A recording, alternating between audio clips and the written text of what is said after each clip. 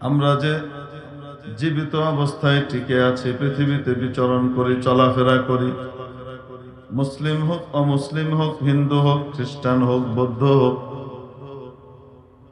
নাস্তিক হোক আর যেই হোক না কেন, দুনিয়াতে যে চলাফেরা করি, হাঁটা চলা করি, বসবাস করি, এত বিপদ সংকুল এই পৃথিবীর মধ্যে যে টিকে আছে, প্রতি মুহূর্তে রব্বুল আলামিনের দয়া মায়া করুণা ছাড়া টিকে থাকা সম্ভব না। আমাদের অস্তিত্বটাই আল্লাহ পাকের নিয়ামত। তুকায়ম বখুদনি সতি কদম, তুকায়ম বখুদনি সতি কদম, জগায়ব মদদ মীর সদ্দম বদম। আরে তুমি তো এই পৃথিবীতে একটা মুহূর্তের জন্য, একটা মিনিটের জন্য টিকে থাকতে পারতা না, একটা কদমও তুমি সামনে আগে বাড়াতে পারতা না, যদি নাকি রব্বুল আলামিনের পক্ষ থেকে প্রতি মুহূর্তে তোমার জন্য দয়া আর করুণা বর্ষিত না হতো। প্রতি মুহূর্তে মাওলা বাঁচান।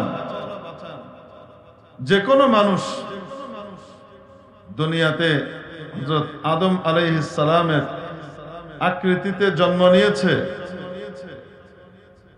তার জন্য কিছু ফ্যাসিলিটি আল্লাহ তাআলা বরাদ্দ করে দিয়েছেন।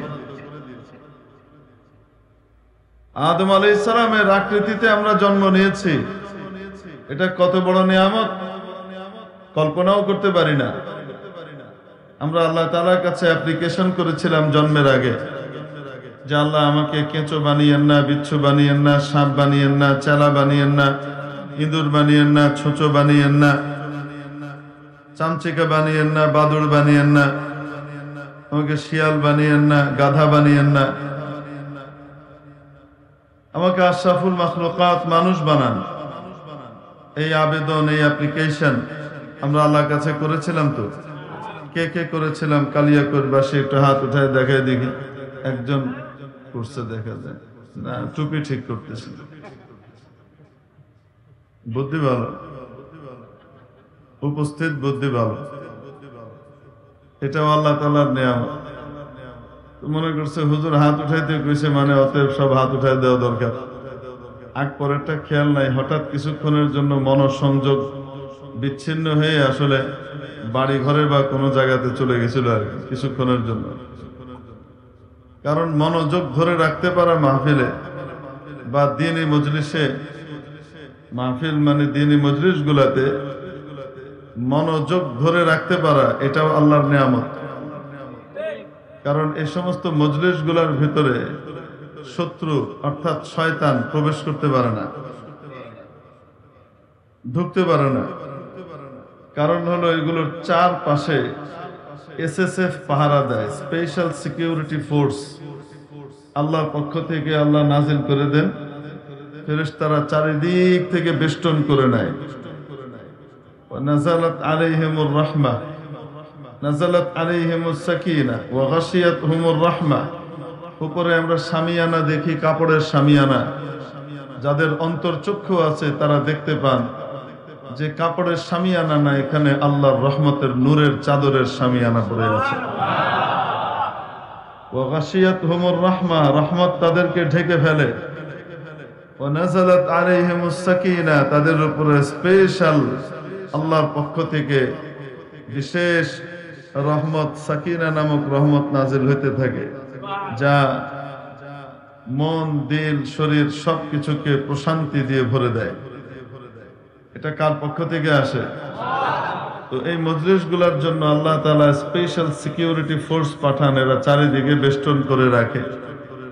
আমি আপনি দেখি আর না দেখি, তো এরা থাকার কারণে শত্রু, ডাকাত, বড় মিয়া চিনেন তো নাকি? কি নাম? ইবলিসে লাঈন, আযাজিল সাহেব।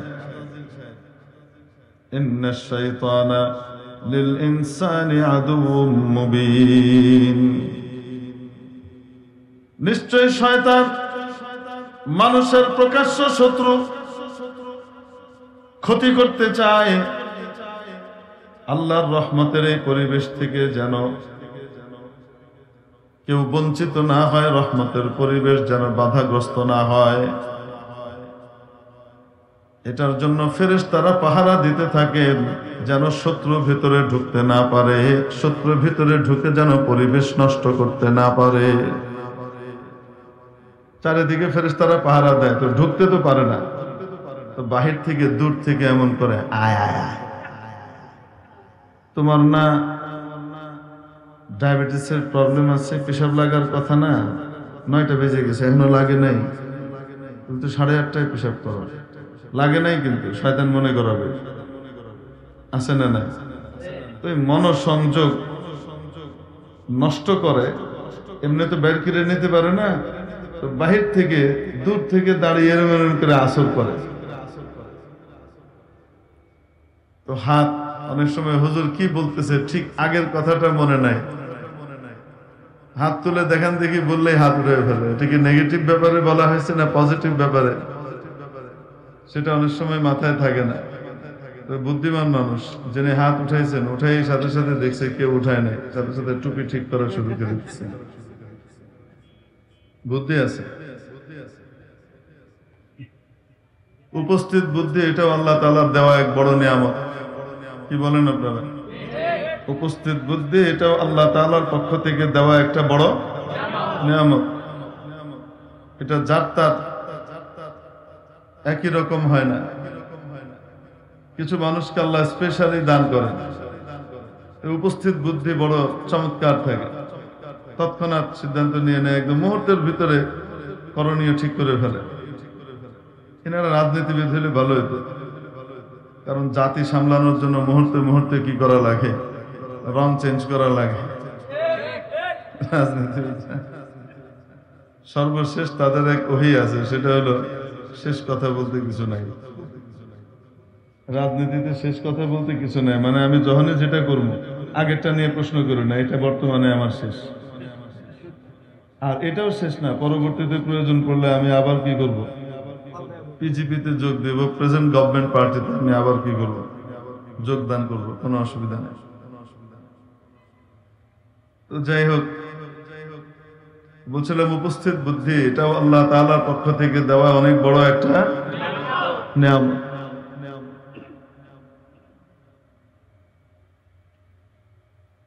এক ঘটনা মনে পড়েছিল, ঘটনা না বলাই ভালো, বলে বলবে যে খালি কিচ্ছা কাহিনী শোনায়, কোরআন হাদিসের কথা বলে না। মজার ব্যাপার হলো কোরআন হাদিস ভর্তি হলো কিচ্ছা কাহিনী, কোরআন হাদিস ভর্তি কি কিচ্ছা কাহিনী। কিচ্ছা কাহিনী মানে ঘটনা, বিভিন্ন রকমের শিক্ষণীয় ঘটনা দিয়ে আল্লাহ তাআলা কোন একটা বিষয়কে, কোন একটা টেক্সটকে কি করেন, বুঝান।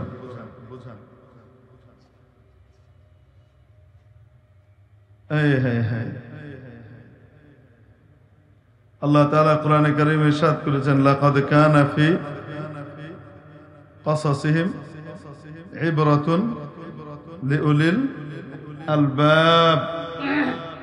এই যে নবী রাসূলের ঘটনা শোনাই, নবী রাসূল ছাড়াও আরো অনেকের ঘটনা শুনিয়েছেন না শোনান নাই? আরে ফেরাউন, নমরুদ, সাদ্দাত এদের ঘটনাও শুনিয়েছেন না শোনান নাই? নবী রাসূল ছাড়াও অনেক নেককার মানুষের ঘটনা শুনিয়েছেন না শোনান নাই? আসহাবে কাহাফের ঘটনা শুনিয়েছেন না শোনান নাই? শুধু নবী রাসূলের ঘটনা না নেককার মানুষের ঘটনাও শুনিয়েছেন? শুধু নেককার মানুষের ঘটনা না বদকার মানুষের ঘটনাও শুনিয়েছেন? বিভিন্ন ঘটনা শুনিয়েছেন, শুনিয়ে শুনিয়ে তাদের পরিণতি দিয়ে আমাদেরকে শিক্ষা নিতে বলেছেন যে এরকম হইলে এরকম হবে, এরকম হলে এরকম হবে। এবং বলছেন চিন্তাশীলদের জন্য, সত্যিকারের বুদ্ধিমানদের জন্য ওনাদের এই ঘটনাবলীর মধ্যে রয়েছে বিশাল শিক্ষা, অনেক ইবরত, অনেক বড় শিক্ষার চিন্তার খোরাকের ভিতরে দিয়ে রাখা হয়েছে। আর ঘটনাবলীর মাধ্যমে যে বিষয়কে বোঝানো হয় সেটা আওকা ফিন নফস হয়, অর্থাৎ হৃদয়ের মধ্যে এমন ভাবে দাগ কেটে যায়, এটা জীবনে আর মানুষ ভুলে না। এটা তার মাথার ভিতরে ঘুরতে থাকে, এই ঘটনার কারণে মূল বিষয়টা তার মাথার ভিতরে একেবারে বদ্ধমূল হয়ে যায়। আমাদের আইবি সাহেব হুজুর দাওয়াত বরকাতুহুম বলেন, আমার কিছু দোস্ত আহবাব আছে, আলে হাদিস ভাই, তারা আমার নাম দিছে কিচ্ছা সম্রাট। কার নাম? আইয়ুব সাহেব হুজুরের নাম দিছে। আমি বললাম তাহলে তো পুরা কোরআন শরীফকে কিচ্ছার কিতাব বলতে হবে, কারণ হেন পাড়া নাই যে পাড়াতে মুসা আলাইহিস সালাম নাই, যে পাড়াতে ইব্রাহিম আলাইহিস সালাম আসতেছে না। এই পাড়াতে ইব্রাহিম আলাইহিস সালাম নাই তো পরের পাড়াতে চলে আসছেন। ওই পাড়াতে ইব্রাহিম আলাইহিস সালাম আছেন তো এর পরের পাড়াতে ঈসা আলাইহিস সালাম চলে আসছেন। এখানে নাই তো আবার পনে এক পাড়া ব্যাপী এক সূরা নাজিল হয়ে গেল ইউসুফ আলাইহিস সালামের, পুরাটুকুই ঘটনা আর ঘটনা। পুরা একটা সূরা কয় পারা? প্রায় পনে এক পারা। এই পনে এক পারা ব্যাপী একটা সূরা, পুরা সূরাটাই ঘটনা। পুরা সূরাটাই কি ঘটনা? টানা হযরত ইউসুফ আলাইহিস সালামের ঘটনা চলতেছে। এক সূরার নামই আল্লাহ দিয়ে রাখছেন সূরাতুল কাসাস, কিচ্ছা সূরা। বলেন না কেন? সেই সূরার নাম কি? কিচ্ছা সূরা। বুঝাইতে পারেন মনে হয়? 20 নম্বর পারাতে আছে, আধা পারা ব্যাপী এক সূরা। এই সূরার ভিতরে মোটামুটি মুসা আলাইহিস সালামের ঘটনাকে কিছুটা টানা বর্ণনা করা হয়েছে, আরো অনেক কিছুই আছে। তো আল্লাহ তো কোরআনে কারীমের ভিতরে একটা সূরাই নাজিল করে দিয়েছেন, যে সূরার নাম কি? সূরাতুল কাসাস, মানে কিচ্ছা সূরা, ঘটনা সূরা। এখন বলেন তো দেখি, দ্বীন ইসলামের আলোচনার ভিতরে ঘটনার প্রভাব আছে না নাই? আছে।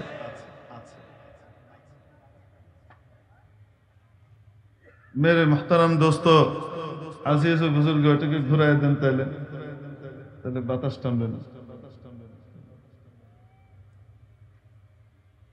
তো বলছিলাম যে উপস্থিত বুদ্ধি, এই যে হাত দিলাম, হাত দিয়ে আবার কি হাত উঠানোর পরে দেখা গেল নাই রে, সাথে সাথে কি টুপি ঠিক হয়ে গেল। এই যে মুহূর্তের ভিতরে এই কাজটা করণীয়, এই করণীয় কাজটার যে বুদ্ধি, এটা দান করেছেন কে? আল্লাহ তাআলার বহুত বড় একটা নিয়ামত। আমার উস্তাদে মুহতারাম হযরত মাওলানা মুফতি ফজলুল হক সাহেব দামাত বারাকাতুহুল আলিয়া, শাইখুল হাদিস, জামিয়া ইসলামিয়া দারুল উলুম মাদারীনগর, হযরতের কাছে আমি হিদায়া সালিস পড়েছি, তিরমিজি সানি আর বুখারী সানি পড়েছি। হিদায়া সালিসের ভিতরে কোন এক প্রসঙ্গে হযরত ঘটনা শোনাচ্ছিলেন, মাসআলা বুঝাইতে গিয়ে এক জায়গায় আদালতের ভিতরে সাক্ষী তালাশ করা হইতেছে, রেডিমেড সাক্ষী। 16 বছর তো দেখেছেন, দেখেন নাই রেডিমেড সাক্ষী কাকে বলে? আদালত পাড়ার ভিতরে সাক্ষী ঘুরতেছে, টাকা দিবেন সাক্ষী হাজির, বুঝেন নাই? লোয়ার কোর্টের সাক্ষী তেমন যোগ্যতা লাগে না, বিলো ম্যাট্রিক হইলেও চলে, আন্ডার ম্যাট্রিক হইলেও চলে। আর হাইকোর্টের সাক্ষী জজ কোর্টে যখন যায় তখন মোটামুটি ইন্টারমিডিয়েট পাস না হইলে জজ কোর্টের ভিতরে মোকাবেলা কেমনে করবে, তো ওখানে সাক্ষী ওই টাইপের পাওয়া যায়। আবার হাইকোর্টে যাওয়ার জন্য কমপক্ষে মাস্টার ডিগ্রি হোল্ডার হইলে মোটামুটি সামাল দিতে পারবে, মানে মিসারে হাসা, হাসারে মিসা বানাবার জন্য যা যা করা লাগে সেটা করা লাগবে। তো রেডিমেড সাক্ষী তো পাওয়া যায়। এটা শুধু এই জমানায় পাওয়া যেত তা না, আগের জমানায়ও ছিল। যেখানেই জুলুম সেখানেই রেডিমেড সাক্ষী মওজুদ। যেখানেই নেতৃত্বের ভিতরে কি থাকবে? জুলুম থাকবে, সমাজের ভিতরে জুলুম থাকবে, সেখানেই রেডিমেড সাক্ষীর উপস্থিতি থাকবে।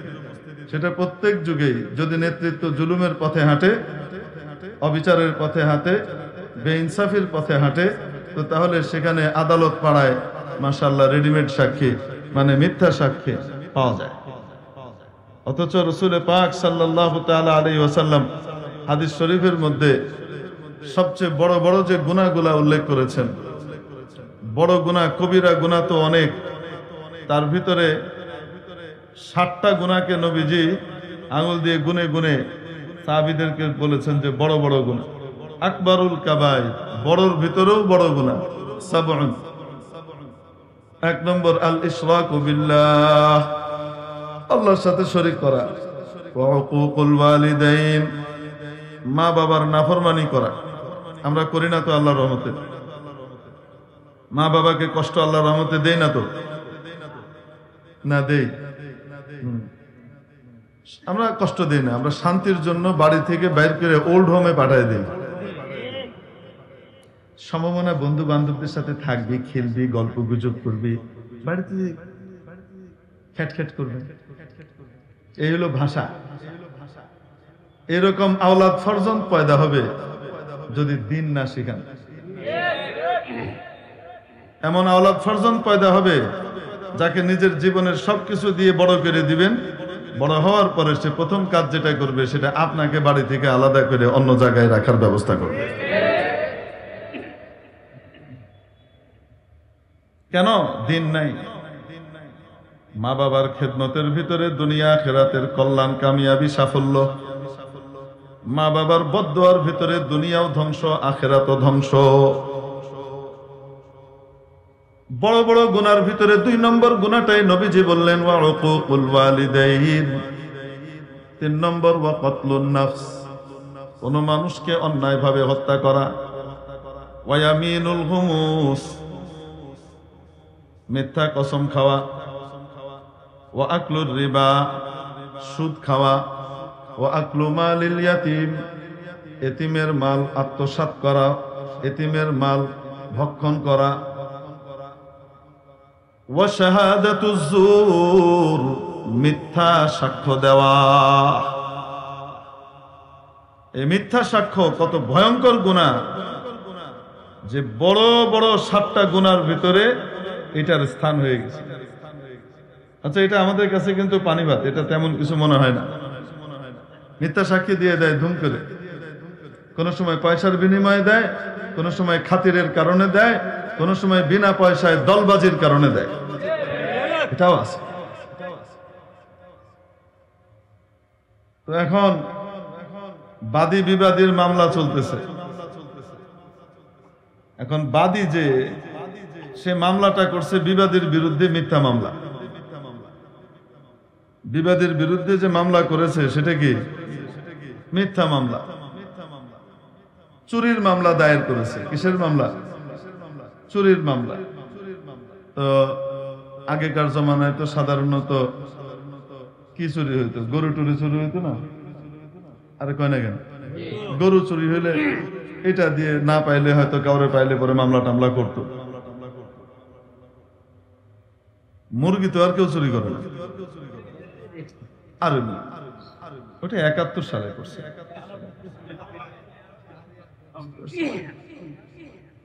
তো সাধারণত মামলা যে হয়, চুরি তো হয়, মুরগিও চুরি হয়, গরুও চুরি হয়, কিন্তু মুরগির নামে কি কেউ মামলা করে নাকি? একান্ত বেকুব না হইলে, একান্ত বেকুব না হইলে তুচ্ছ জিনিস দিয়ে মামলা করে না। যেমন এহসানুল হক মিলন সাহেব সাবেক শিক্ষা প্রতিমন্ত্রীর বিরুদ্ধে মামলা করছে ভ্যানিটি ব্যাগ চুরির মামলা। হাস্যকর জিনিস। আল্লাহ তাআলা সবাইকে হিদায়াত দেখ বলি আমিন। তো এরকম আর কি একটা মামলা হয়েছে। আদালত জিজ্ঞেস করছে এই ঘটনাটা ঘটেছে, সাক্ষী আছে? জি সাক্ষী আছে। কোথায় সাক্ষী? এই যে আনতেছি স্যার। সাক্ষী আনার জন্য বাইরে গেছে, একজনকে বলছে সাক্ষী দিতে হবে এত টাকা। হ্যাঁ রেডি, চলেন। অমুক চুরি করছে, হ্যাঁ চুরি করছে, চলেন। যাওয়ার পরে জিজ্ঞেস করছে আপনি দেখেছেন ইনি ওটা চুরি করেছে? বলছে হ্যাঁ দেখেছি তো। নিজ চোখে দেখেছেন? নিজ চোখে দেখেছি। কত বড় ছিল? এত বড় ছিল, মানে মোটামুটি কোমরের উপরে বুক সমান দেখাইছে, এত বড় ছিল। বুঝেন নাই মনে হয়, মানে গরু। এখন আদালত জিজ্ঞেস করতেছে বাহ, আপনাদের দেশে মুরগি এত উঁচু হয়? আসলে মামলা কিসের? লগে লগে কয় কি আরেক হাত দেই নাই তো স্যার।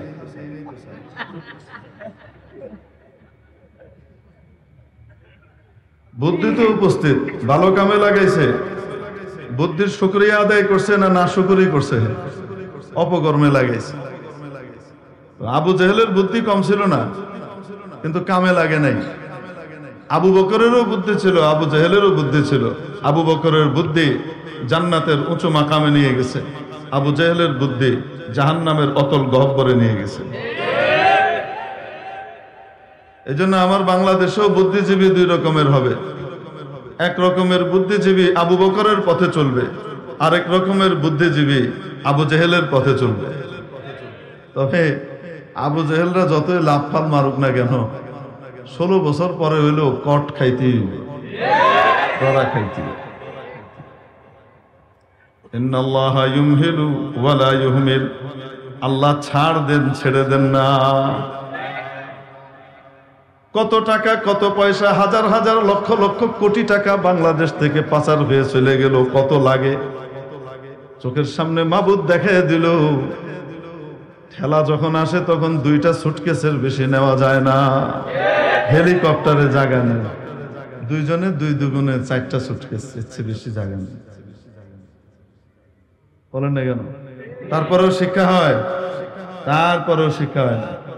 এরপরেও অনেকের চোখ খুলে না, তারপরেও সেই দলবাজের ভিতরে লেগে থাকে, তারপরেও আল্লাহ আল্লাহ রসুলের দিকে ফেরার মতো মানসিকতা পয়দা হয় না। বুঝতে হবে আবু জাহেলের পথ ভালো করেই ধরছে। السعيد من وعظ بغيره والشقي من شقي في بطن امه।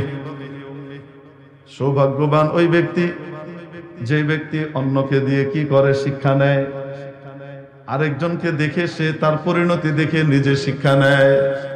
অন্যে জুলুম করেছে, সে শিক্ষা নেয় আমি জুলুম করব না। অন্যরা লুটপাট করেছে, সে শিক্ষা নেয় আমি লুটপাট করব না, ঠিক কিনা? আর যদি কপাল পোড়া হয় তাহলে সেও ওইরকম ইতিহাসের শিক্ষার আরেক অংশ হয়ে যায়। অর্থাৎ কপাল পোড়া, অন্যকে দিয়ে শিক্ষা নেয় নাই, অতএব সেও একটা পর্যায়ে কি হয়, শিক্ষার অংশ হয়, ইতিহাসের অংশ, তাকে দিয়ে অন্যরা শিক্ষা নেয়। আল্লাহ আমাদের সকলকে বুঝবার তৌফিক দান করেন। ক্ষমতা পাইলেই যেন ক্ষমতার অপব্যবহার না হয়, সেদিকে লক্ষ্য রাখার ক্ষমতা উপর নিচ সকলকে আল্লাহ। তো বলছিলাম উপস্থিত বুদ্ধি এটাও একটা কি নেয়ামত। একবার এক জেলে একটা মাছ ধরছে, বিশাল মাছ। মাছ ধরে গেছে রাজার দরবারে, রাজার দরবারে বিক্রি করলে দাম পাওয়া যাবে। তো রাজা দেখে খুব খুশি হয়ে গেছে, খুশি হয়ে বলছে ওকে 4000 দিনার দিয়ে দাও। কয় হাজার দিনার? এক এক দিনার মানে কাঁচা সোনার কাঁচা টাকা, যেটা কয়েন। এক এক দিনারে প্রায় 1 তোলার উপরে স্বর্ণ থাকতো। তাহলে এবার হিসাব করেন এক এক দিনারের দাম কত। 1 তোলা করে যদি স্বর্ণ হয় তো বাংলাদেশে বর্তমানে 1,30,000 টাকা স্বর্ণ, ঠিক কিনা? এরকম 4000টা দিয়ে দিছে। 4000 দিয়ে দাও। একটা মাছের দাম বেশির চেয়ে বেশি 1 লাখ, 1.5 লাখ, 2 লাখই হবে, 4 লাখ, 5 লাখই হবে। তো সর্বোচ্চ 4 দিনার দিলেই হয়ে যায়, দান মানে দক্ষিণা সহ। তারপরেও কত দিয়েছে? 4000। এখন পাশে যে রানী বসে আছে রাজা, এই রানী ছিল চিকেন হার্টে, ইন্দুরের কলজা, হাত থেকে পয়সা বেরোয় না, কারণের দন, মহিলা কারণ। এটা রাজাকে বুদ্ধি দিচ্ছে, তার তো গা জ্বলে। আপনি এতগুলা টাকা দিয়ে দিলেন, আপনি কি জানেন ও গিয়ে কি বলবে? কি বলবে? ও তো মানুষের কাছে আপনাকে বোকা বলে বেড়াবে, বলবে রাজাকে বোকা বানিয়ে বিপুল পরিমাণ টাকা হাতিয়ে নিয়ে আসলাম। আপনার বদনাম করে বেড়াবে, মানুষের সামনে আপনার অপমান হবে। এতগুলা টাকা দেওয়া কি ঠিক হলো? তো রাজা বলে যে টাকা যে দিয়ে দিছি, আমি কি করব, কিছু তো করার নাই। রানী বুদ্ধি দেয়, এক কাজ করেন, ওকে ডেকে জিজ্ঞেস করেন এই মাছটা কি ছেলে না মেয়ে। যদি বলে ছেলে, আপনি বলবেন আমার মেয়ে মাছ লাগবে, অতএব এই মাছ আমার কাজে লাগবে না, তুমি নিয়ে যাও, টাকা ফিরে যাও। আর যদি কয় মেয়ে মাছ, তাহলে আপনি বলবেন যে আমার ছেলে মাছ লাগবে, আমার তো মেয়ে মাছ দরকার নাই, তোমার মাছ নিয়ে যাও, টাকাটা দিয়ে যাও। রাজা কয় ভালো বুদ্ধি, এই এদিকে আসো। আসার পরে জিজ্ঞেস করছেন যেই কথা সেই কাজ, রানীর বুদ্ধি অনুযায়ী যথাযথভাবে জিজ্ঞেস করছেন, বলো এটা ছেলে মাছ না মেয়ে মাছ? সে উত্তর দেয়, সে বুঝে ফেলছে কারবার একটা আছে। সে তৎক্ষণাৎ উত্তর দিচ্ছে এটা একটা হিজড়া মাছ মহারাজ, এটা থার্ড জেন্ডার, এটা ছেলেও না কি না মেয়েও।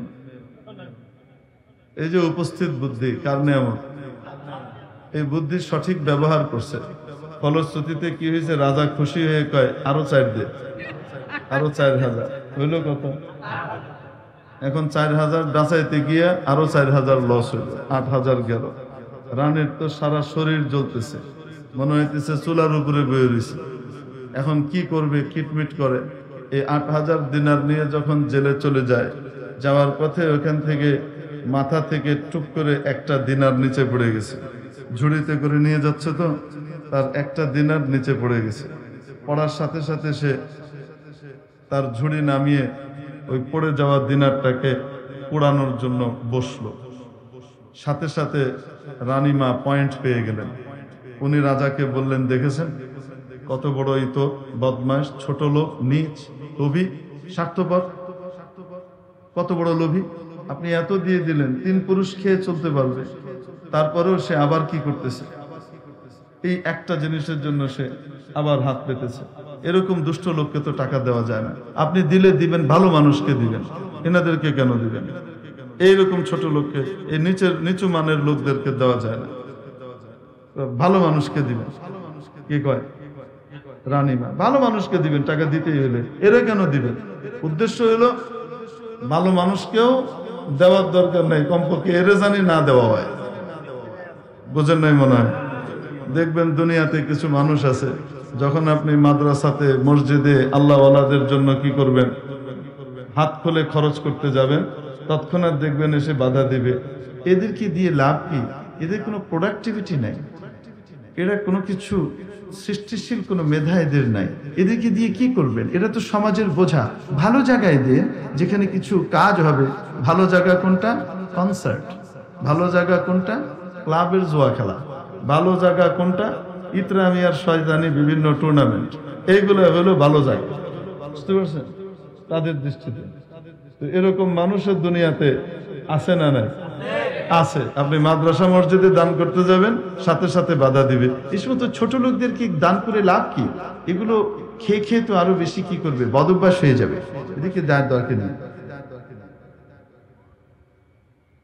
আল্লাহ এনাদেরকে হেদায়েত দান করেন। এই একই টাইপের কথা নবীজির যুগে কিছু মানুষ বলতো। আল্লাহ তাআলা তাদের কথা কোরআন শরীফে উল্লেখ করে দিয়েছেন। বলবো নাকি?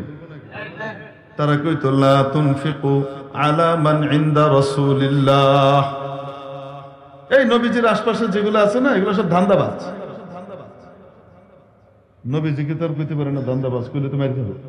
এখন কি বলে, এই যে নবীজির আশপাশে যেগুলাকে দেখছো না, এসব ধান্দাবাজ, টাকার জন্য বসে থাকে, বুঝছো? খাওয়া বন্ধ করে দাও, চলে যাও। তো এদেরকে দিওটিও না, আবু হুরায়রাকে দিও না, ইবনে মাসউদকে দিও না, যারা আল্লাহর নবীর কাছে এসে দিন শিখে, তালিম শিখে, নবীর দরবারে পড়ে থাকে, অন্য কোনো কাজ কর্মে যায় না, নবীর দরবারে নিজেদেরকে লাগিয়ে রেখেছে, এদেরকে দিতে যেও না। লা তুনফিকু আলা মান ইনদা রাসূলিল্লাহ। কেন? হাত্তা ইয়ানফাদ্দু। দেখবে এগুলো সব পালায় যাবে, যখন টাকা পাবে না, খাওয়া পাবে না, এগুলো সব চলে যাবে।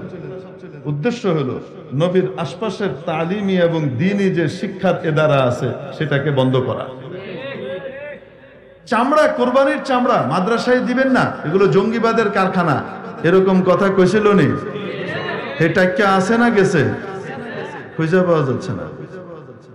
ঠিক কি ঠিক না?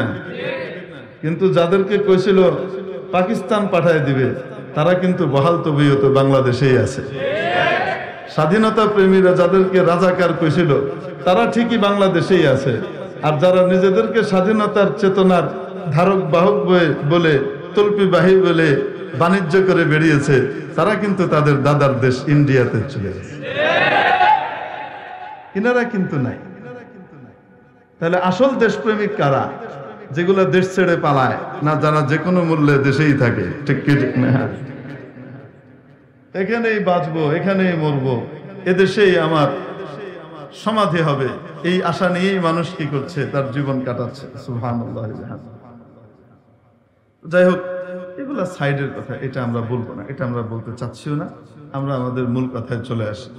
মনে আছে তো কোথেকে গেছিলাম? লা তুনফিকু আলা মান ইনদা রাসূলিল্লাহ। আল্লাহর পাশে যারা, আল্লাহর নবীর আশপাশে যারা আছে, রাসূলুল্লাহর আশপাশে যারা আছে, এদের পিছনে খরচ করো না। হাত্তা ইয়ানফাদ্দু, তাহলে কি করবে? দেখবা কিছুদিন পরে এগুলো সব ছেড়ে টুড়ে দিয়ে চলে যাবে। তাদের কথা ইমানদার সাহাবীরা শুনেন নাই। সাহাবীরা ঠিকই তাদের সাধ্য মতো নবীজির আশপাশে যারা থাকতেন তাদের জন্য খরচ করেই যাইতেন, ঠিক কি ঠিক না? হ্যাঁ, কখনো কখনো অভাব দেখা দিত। অভাবের পর্যায়ে এমন পড়ে গেছে মানুষের নিজের বাড়িতেই খানা নাই, আরেকজনের কাছে কোত্থেকে দিবে? দুর্ভিক্ষের মতো হয়ে গেছে। তারপরেও নবীজির আশপাশে যারা ছিলেন কেউ নবীজিকে ছেড়ে যান নাই। আবু হুরায়রা রাদিয়াল্লাহু তাআলা আনহু বলেন, ক্ষুধার তাড়নায় আমি মদিনার অলিতে গলিতে বেহুশ হয়ে পড়ে থাকতাম। মানুষ মনে করত আমার মৃগী রোগ হয়েছে, তাই তারা ওই যুগের চিকিৎসা পদ্ধতি ব্যবহার করে আমার কাঁধে পা দিত, ঘাড়ে পা দিত। এই জমানায়ও দেখবেন গ্রামগঞ্জে মৃগী রোগীর যখন এই রোগ উঠে তখন চামড়ার জুতা শোকায়, দেখেছেন না? দেখেন, আসলে চামড়ার জুতা না, চামড়ার ভিতরেই একটা কিছু আছে, ঘ্রাণ, যেটাতে কি বৈজ্ঞানিক ব্যাখ্যা ডাক্তার সাহেবরা বলতে পারবে যে চামড়া শুকাইলে কি হয়ে যায়, মৃগী রোগী আবার স্বাভাবিক হয়। এটা অবাস্তব না। এখন ওই যুগে তো মানুষ চামড়ার জুতাই পরতো। ওই চামড়ার জুতা শুকাইতে গিয়ে আস্তে ওদের পদ্ধতি বের হয়েছে, ঘাড়ে পা দিলেই কি হয়? আসলে ঘাড়ে পা দেওয়া না, ঘাড়ে পা দিলে চামড়ার গন্ধ কোথায় যেত? নাকে যাইতো, পায়ের জুতার চামড়ার গন্ধ একটু ফাঁকা হইত। হযরত সাইয়্যিদুনা আবু হুরায়রা রাদিয়াল্লাহু তাআলা আনহু বলেন, মদিনার অলিতে গলিতে আমি পড়ে থাকতাম অনেক সময় ক্ষুধার তাড়নায় বেহুশ হয়ে। মানুষ মনে করত মৃগী রোগী, অথচ আমার কোনো রোগ ছিল না। তারপরেও নবীজির দরবার ছেড়ে এক মুহূর্তের জন্য আলাদা হন নাই। মুসলমান হওয়ার পর থেকে নবীজির ওয়াফাত পর্যন্ত সারাক্ষণ নবীজির দরবারে পড়েছিলেন আবু হুরায়রা এবং ওনার মতো এরকম অনেক সাহাবায়ে কেরাম, ঠিক কিনা? তো কারা বলতো এই কথা জানেন? তাদের নাম আছে, তারা কিন্তু নবীজির পিছনেই নামাজ পড়তো। তাদের মুখে সুন্দর দাড়িও ছিল, মাথায় পাগড়িও পড়তো, দেখতে খাঁটি খোয়াজ খেজে। বুঝতে পারছেন? উপরে মুসলমান, ভিতরে কি কাফের। এদের নাম কি? এদের একটা বিশেষ নাম আছে, বলেন তো? উপরে এক, ভিতরে এক। এদেরকে কি বলে? মুনাফিক বলে। এরা ইমানদার সেজে অন্যান্য ইমানদারদেরকে আল্লাহ আল্লাহ রসুলের পথে খরচ করতে বাধা দিত। আমরাও তাদের মতোই হব, কি বলেন আপনারা? এই জমানায় যদি কাউকে দেখেন এই কাজ করছে, তাহলে বুঝবেন তার ইমানে ঝামেলা তৈরি হয়ে গেছে। তার ইমানের ভিতরে কি হয়ে গেছে? বুঝে হোক, বুঝে হলে তো মুনাফিক, আর যদি না বুঝে করে তো তাহলে মুনাফিকের কাজ করতেছে। মুনাফিক না, কিন্তু কাজটা কার মতো হইতেছে? মুনাফিকের মতো। আল্লাহ তাআলা আমাদেরকে ভালো ভালো জায়গাতে খরচ করবার তৌফিক বেশি বেশি করে দান করেন, বলি আমিন। তো এখন রানীমা বলতেছে এগুলো একটা ছোট লোক, এটাকে আপনি কি দিবেন? ভালো জায়গায় খরচ করেন, ওকে সাজা দিয়ে টাকা কেড়ে নেন, লোভের সাজা। জাতিকে শিক্ষা দেওয়া দরকার। রাজা বলে, আচ্ছা সুযোগ একটা পাওয়া গেছে, এই এদিকে আসো, তোমাকে এত টাকা দিলাম যে তোমার 3 পুরুষ খেয়ে চলতে পারবে, আর তুমি এই একটা টাকা পড়ে গেল, এটার জন্য তোমার এত লোভ যেটা তোমাকে নিতে হবে। ধীবর সাথে সাথে উত্তর দেয় জেলে, মহারাজ অনুমতি দিলে আমি একটু কিছু বলি। বলো। তো সে বলছে, আমি আমার লোভ হয়েছে বলে আমি টাকা উঠিয়েছি এরকম নয়, বরং যে টাকাটা পড়ে গেছে নিচে সেটার এক পাশে আপনার চেহারা খোদিত আছে আর আরেক পাশে আপনার নাম অঙ্কিত আছে। আপনার নাম আর আপনার চেহারা কোথায় পড়ে থাকবে? মাটিতে, যেখানে মানুষ হাঁটে ওই জায়গায় পড়ে থাকবে। এটা আমার সহ্য হয় নাই, তাই আমি আপনার সম্মান রক্ষার্থে ওটাকে মাথায় উঠে এনেছি। বাদশা কয়, আরো 4000 হয়েছে কত? তো উপস্থিত বুদ্ধি আল্লাহর নেয়ামত কিনা? আসতে বলেন, উপস্থিত বুদ্ধি এটা আল্লাহর নেয়ামত কিনা? জি হ্যাঁ, নেয়ামতের সঠিক ব্যবহার করতে পারলে 4 3 4 12,000 পাওয়া যায়। বুঝেন নাই মনে হয়? নেয়ামতের সঠিক ব্যবহার করতে পারলে 3 4 কয় হাজার পাওয়া যায়? 12,000 পাওয়া যায়। আল্লাহু আকবার কবীরা। হ্যাঁ, কথা যথা সময়ে যথাযথটা বলতে পারা, এটা আল্লাহর বহুত বড় নেয়ামত। এজন্য বলতেছিলাম যে যখন জিজ্ঞেস করলাম আপনাদেরকে, আল্লাহ পাক যে আমাদেরকে কেঁচো বানান নাই, আমাদেরকে চেলা বানান নাই, আমাদেরকে সাপ বানান নাই, আরশোলা বানান নাই, বিচ্ছু বানান নাই, ইঁদুর বানান নাই, ছুঁচো বানান নাই, অন্য কোনো প্রাণী না বানিয়ে আশরাফুল মাখলুকাত মানুষ বানিয়েছেন, এটা কার নিয়ামত? আমরা আল্লাহর কাছে আবেদন করেছিলাম? করি নাই। তো জিজ্ঞেস করেছিলাম কে কে আবেদন করেছিলাম বলেন দেখি। তো একজন হাত উঠাইছিল তখন, এখন আরেকজন উঠায়া বাঁশ ধরছে, বুঝে ফেলছে, উনি উঠায় মাথা চুলকায়া ঠিকঠাক করে ফেলছিলেন। তো বলেন আমরা কেউ আল্লাহ তাআলার কাছে আবেদন করেছিলাম? বিনা আবেদনে রব্বুল আলামিন আমাকে আপনাকে আশরাফুল মাখলুকাত হযরত সাইয়্যিদুনা আদম আলা নবিয়্যিনা ওয়া আলাইহিস সালাতু ওয়াস সালামের আকৃতিতে তৈরি করলেন, ওনার বংশে তৈরি করলেন। এটা কার নিয়ামত? এই নিয়ামতটার কারণে এত এত অনেক ফ্যাসিলিটি আমি আপনি পাই, যেই ফ্যাসিলিটি অন্য অনেকে পায় না। কি ফ্যাসিলিটি? ইমানদার হোক চাই বেঈমান হোক, নাস্তিক হোক চাই মুনাফিক হোক, যেই হোক না কেন, যদি আদম আলাইহিস সালামের আকৃতিতে তৈরি হয়, মানুষ হিসেবে রব্বুল আলামিন দুনিয়াতে তার জন্য 10 জন ফেরেশতা নিয়োজিত করে রাখেন, যে 10 জন ফেরেশতা চারদিক থেকে তার হেফাজত করে সব সময়। 10 জন ফেরেশতা তাকে চারিদিক থেকে হেফাজত করতে থাকে। এমন কোন বিপদ যেটা আল্লাহ রাব্বুল আলামিন তার কপালে, তার তকদিরে লিখেন নাই, সেই সমস্ত বিপদ আপদ থেকে তাকে বাঁচাবে, তাকে হেফাজত করবে। এটা হলো রব্বুল আলামিনের দান। একজন কাফেরকেও 10 জন ফেরেশতা প্রোটেকশন দেয়, যতক্ষণ পর্যন্ত আল্লাহর লেখা কোনো বিপদ না আসে, ততক্ষণ পর্যন্ত যত বিপদই আশপাশ থেকে আসুক সেটা তাকে স্পর্শ করতে পারবে না। কয়েক বছর আগের কথা, আমাদের পত্রিকায় এসেছিল, এই যে বনানী থেকে নিয়ে মহাখালী পর্যন্ত একটা রেল লাইন আছে, রেল লাইনের একটা অংশ আছে, এই রেল লাইনে মানুষ খুব হাঁটা চলা করে। এই জায়গাটায় এই সৈনিক ক্লাবের এই এরিয়াটা থেকে শুরু করে, ওই সৈনিক ক্লাব মোড় বলে ওটাকে, ওখান থেকে শুরু করে বনানী পর্যন্ত, এই মহাখালী থেকে এই অঞ্চলটা পুরাটুকু। এর ভিতরে এক যুবক হেঁটে যাচ্ছিল ইয়ে দিয়ে, রেল লাইন দিয়ে হেঁটে যাওয়ার পথে পিছন থেকে ট্রেন চলে এসেছে। তার কানে কোনো হেডফোন নাই, আনমনা ভাবে সে হেঁটে যাচ্ছে। প্রথমে সবাই মনে করেছে যে এই ছেলেটা মনে হয় মজা করছে, শেষ মুহূর্তে লাফ দিয়ে সরে যাবে, তার বাহাদুরি দেখাবে, আমি ভয় পাই না, এই দেখো আমি শেষ মুহূর্তে সরে গেলাম, আমার ক্ষিপ্রতা কত বেশি। সবাই মনে করেছে সে হয়তো মজা করছে। শেষ মুহূর্তে যখন সবাই দেখতে পাচ্ছে ট্রেন কাছাকাছি চলে এসেছে, কিন্তু এই ছেলের কোনো খবর নাই আসলে, সবাই চিৎকার চেঁচামেচি করছে, তার দৃষ্টি আকর্ষণ করছে তাকে সরানোর জন্য। এদিকে ট্রেন চলে এসেছে,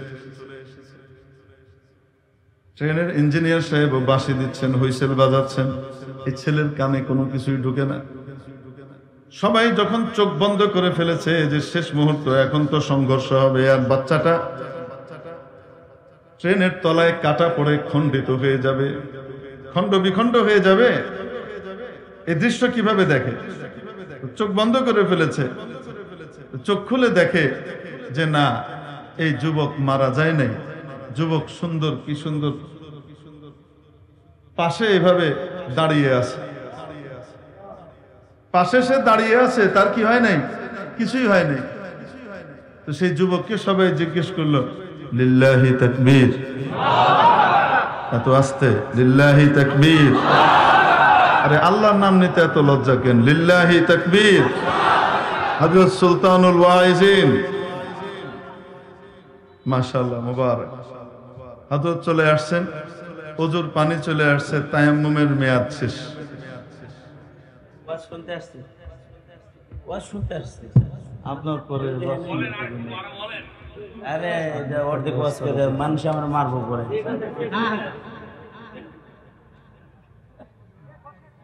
আচ্ছা ঠিক আছে, বড়দের বলার ভিতরে অনেক কি থাকে। আল্লাহ আল্লাহ মানুষরা কোনো কিছু বললে সেই কথা কি করতে হয়? মেনে নিতে হয়। একবার দুইবার আদব দেখাইতে হয়, তৃতীয়বার দেখাইতে নাই। তৃতীয়বার আদব দেখাইলে বড় নেয়ামত হাতছাড়া হইতে পারে। যখন নাকি বাদশাহ শাহজাহান এর শেষ আমল, এখন পরবর্তীতে বাদশাহ কি হবে এটার জন্য বাদশার বড় ছেলে মদ্যপ লম্পট 2 গুণের অধিকারী দারা শেখর, সে সিংহাসনের জন্য পাগল হয়ে গেল। সে গেল দিল্লির বড় এক বুজুর্গের কাছে, আল্লাহওয়ালার কাছে, যে বলতেছে হযরত দিল্লির সিংহাসনটা যেন আল্লাহ আমাকে দেন, দিল্লির সিংহাসনের মুকুটটা যেন আমি পাই, আপনি দোয়া করে দেন।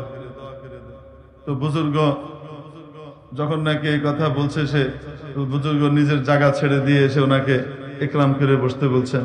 1 বার 2 বার 3 বার বলছেন, না না না হযরত, না না না, উনি বসেন নাই। এরপরে যখন আবার বললেন হযরত দিল্লির সিংহাসনটা চাই, উনি বললেন দিল্লির সিংহাসন তো অফার করছিলাম তোমাকে, তুমি তো লও নাই। আল্লাহ আমাকে এই এখতিয়ার দিয়েছিলেন, এখানে যারে বয়ামু হে পাবে, আমি তো এখানে কাউরে বয় নাই, তোমারে বয়াইতে চাইছিলাম, তুমি কইছো তুমি তো লও নাই, এটা তো আর হবে না। সাথে সাথে এখন দ্বারা তার আশপাশের যারা আছে এদের সবাইকে বললো এই খবর যেন বাইরে লিক না হয়, খবর যেন বাইরে লিক না হয়, খবরদার। খবর লিক হয় নাই, কিন্তু খবর লিক হয়েছে আওরঙ্গজেবের কাছে যে ভাইজান কোথায় গেছে, অমুক বুজুর্গের সাথে দেখা করতে গেছে। তো উনি চিন্তা করতেছেন অমুক আল্লাহওয়ালা বুজুর্গ এই বর্তমানের ওই মাজার সাজায়া রেহে ওরসওয়ালা বুজুর্গ না, ওরস মরুর যারা করে আল্লাহ তাদেরকে সহি বুঝ দান করেন বলে আমি, এটা কোনো বুজুর্গের কারবার না, এগুলা বিদআত। আল্লাহ এই বিদআত থেকে গোটা জাতিকে বাঁচবার তৌফিক দান করেন। কোন কবরকে পূজা করা, কোন কবরকে সেজদা করা, সে যে কোনো নিয়তেই করুক না কেন, জিন্দা মানুষ মুর্দা মানুষ, সে যত বড় ওলি হোক না কেন, সেজদা করা হালাল না হারাম। এজন্য এই সমস্ত জায়গা থেকে আল্লাহ আমাদেরকে বাঁচবার তৌফিক দান করেন।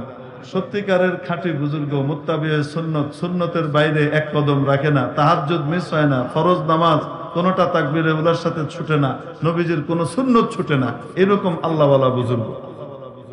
আওরঙ্গজেব খবর পাইলেন ভাইজান ওখানে গেছে, উনি চিন্তা করতেছে আশ্চর্য কারবার, মুরগি চোরা ওখানে গেল কে? 71-এর মুরগি চোরা তো ওখানে যাওয়ার কথা না, ও তো আল্লাহওয়ালাদের কাছে যাই না, ওখানে গেল কেন? নিশ্চয়ই কোনো কি আছে। উনি চিন্তা ভাবনা করে বের করছেন, মনে হয় কেউ তারে কইছে উনি বড় আল্লাহওয়ালা বুজুর্গ, ওনার কাছে গিয়ে দোয়া নিলে পরবর্তীতে মনের সিংহাসন পাওয়া যাবে, মনে হয় এই জন্যই গেছে। আওরঙ্গজেব আলমগীর একা একা নিজে নিজে অ্যানালাইসিস করে এই জিনিস বের করছে, বের করে ভাইজান বাইরে আসার পরপরই সে দৌড় মারছে হুজুরের কাছে, যাই বলতেছে হযরত দিল্লির সিংহাসন আর মুকুটটা আমাকে দেন। তো উনি দাঁড়িয়ে আছেন, 1 বার বলছেন বসে না, 2 বার বলছেন বসো, বসেন নাই। আদব, হযরতের জায়গায় কিভাবে বসে। 3য় বার যখন বলছেন বসেন, তো আওরঙ্গজেব আলমগীর আল আমরু ফাওকাল আদব, আদেশ পালন এটা আদবের সর্বোচ্চ পর্যায়ে। আমার মন চাচ্ছে না বসতে, কিন্তু উনি বলছেন, 3 বার বলে ফেলছেন। তো এবার আওরঙ্গজেব আলমগীর এখানে বসে পড়ছেন। বসে পড়ার পরে আবার দোয়া চাইছেন। কিছুক্ষণ পরে হুজুর আপনার কাছে আসছে, হাদিয়া তোফাও দিছে, হুজুর আসছে আপনার কাছে একটু দোয়া নেওয়ার জন্য, দিল্লির সিংহাসন আর মুকুটটা যেন আল্লাহ আমাকে দেয়, উম্মতের খেদমত করা দরকার। আমার ভাইদের ভিতরে যা আছে তাদেরকে তো আপনি চিনেন, এরা যদি ক্ষমতার ভিতরে আসে তো তাহলে গোটা দেশ রসাতলে যাইতে আর দেরি লাগবে না, সব শেষ হবে। এরা নারী নিয়ে মদ নিয়ে মেতে থাকে, এই সমস্ত লোকের হাতে ক্ষমতা গেলে তো গোটা ভারতবর্ষ শেষ। তো আল্লাহ তাআলা যেহেতু আমাকে দ্বীনের বুঝ দান করছেন, ইউসুফ আলাইহিস সালাম যেভাবে চাইছিলেন ইজআলনি আলা খাজাইনিল আরদ, বাদশার কাছে বলছিলেন আমাকে আপনি এই রাজভান্ডারের দায়িত্বটা দিয়ে দেন। ইন্নী হাফিজুন আলিম, কারণ আমি একজন সত্যিকারের রক্ষণাবেক্ষণকারী এবং আমি একজন আমানতদার, আমি জানি কিভাবে কি করতে হবে, আমার এই জ্ঞানও আছে, আপনি আমাকে এটার দায়িত্ব দেন। ইউসুফ আলাইহিস সালাম যেমন রাজত্বের গুরুত্বপূর্ণ পার্ট, এই ভান্ডারের দায়িত্ব চেয়েছিলেন, তো আমিও ইউসুফ আলাইহিস সালামের মতো করেই চাইতেছি। তার কারণ হলো ইউসুফ আলাইহিস সালাম চেয়েছিলেন এই কারণে, উনি দেখেছিলেন যে উনি ছাড়া আর কেউ এখানে উপযুক্ত নাই, এই দায়িত্বে যদি অন্য কেউ যায় তাহলে গোটা দেশের মানুষ দুর্ভিক্ষের কবলে পড়ে মারা যাবে, হাজার হাজার মানুষ মারা যাবে। তাদের প্রাণ বাঁচাবার জন্য, তাদের দুয়ারে তাদের অধিকার ফিরিয়ে দেবার জন্য, তাদের দ্বারে দ্বারে তাদের প্রয়োজনগুলো পৌঁছে দেবার জন্য হযরত ইউসুফ আলাইহিস সালাম নিজেকে যোগ্য মনে করেছেন, অযোগ্যদের ভিড়ে নিজেকে যোগ্য দেখেছেন, তাই বলেছিলেন। এই জন্য আমিও কি করতেছি, বলতেছি যে আমার দৃষ্টিতে এখন 4 ভাইয়ের ভিতরে তো যে কোনো একজনই হবে। এখন 3 জনের অবস্থা তো আপনি জানেন। এখন মনে হয় আমার কাছে যদি না আসে তাহলে দেশের জনগণের অবস্থা শেষ হবে। অতএব আপনি দোয়া করেন আল্লাহ যেন দিল্লির সিংহাসন আর মুকুটটা আমাকে নসিব করেন, আমি যেন জনগণের কিছু খেদমত করতে পারি। বলার পর উনি বললেন, সিংহাসন তো আপনাকে দিয়েই দিছি, আপনি তো বসেই আছেন, বসেই তো আছেন। আল্লাহ আমার এখতিয়ারে এতটুকু দিছিল, যেটা দিছিল সেটা দিয়ে দিছি, বাকি মুকুট আমার কাছে না, এটা আল্লাহ আমার কাছে দেন নাই। সিংহাসন পাইছি কিন্তু মুকুট পাই নাই, তার মানে রাজত্ব স্থায়ী হবে না।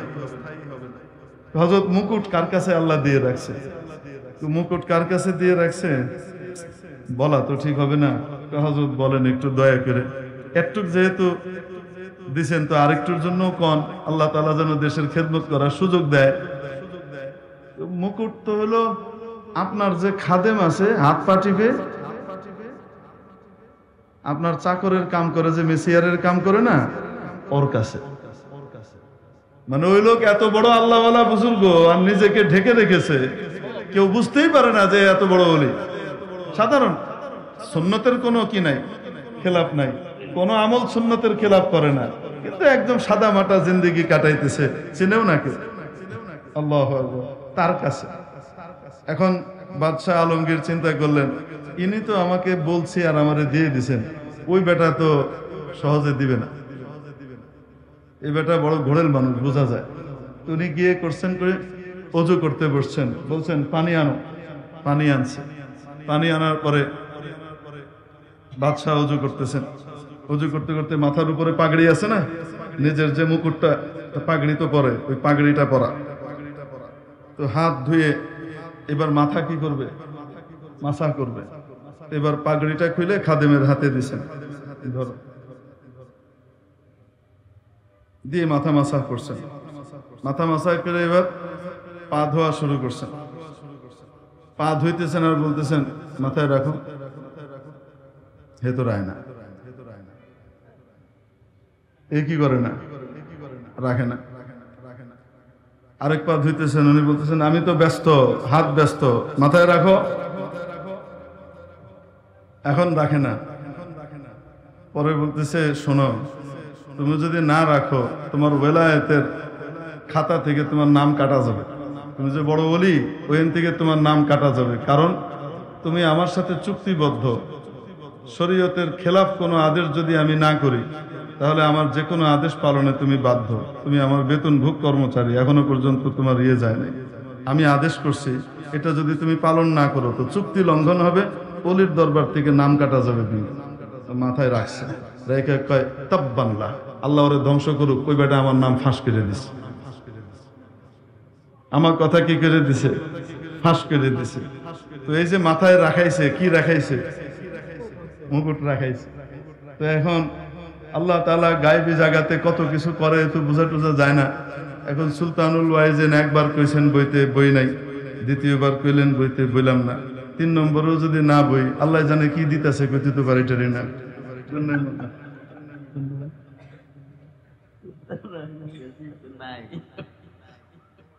না থাকলে আল্লাহ দান করবে।